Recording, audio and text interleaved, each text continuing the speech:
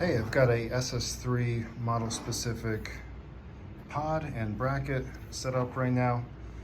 I see this question asked a lot, and most of the time people find out after the fog lamp assembly has been installed that they have an issue. So these two Allen screws, they're 4mm on each side. Get those as snug as you can. Don't over tighten it, but certainly get it nice and tight and squeeze the pod deeper into the bracket.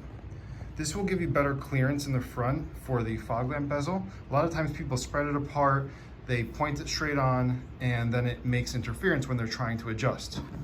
Right off the bat, give the fog lamp, the SS3 pod, a downward slope, all the way down.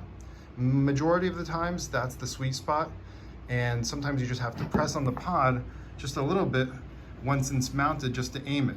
When you're aiming these pods, it's not through these Allens on the side. A lot of people think they need to get back in there, they need to rip apart the fender liner. Just get those really snug. Friction and tightness will hold everything just fine. And when you make adjustments, you literally press the front of the SS3 pod assembly. So remember, squeeze them two together, get it nice and tight. If you want to minimize any gaps here in the front of the bezel, then you're going to want to go back and forth, and you might need to spread these out a little bit.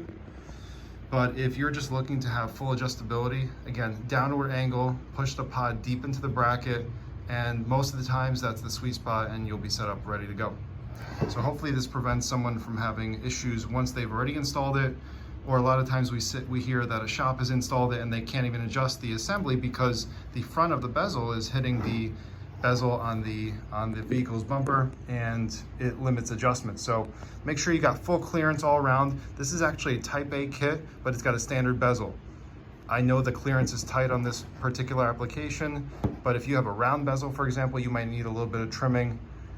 Don't just assume everything's gonna fit up properly, okay? If you have any questions, leave a comment below. We'd love to hear from you.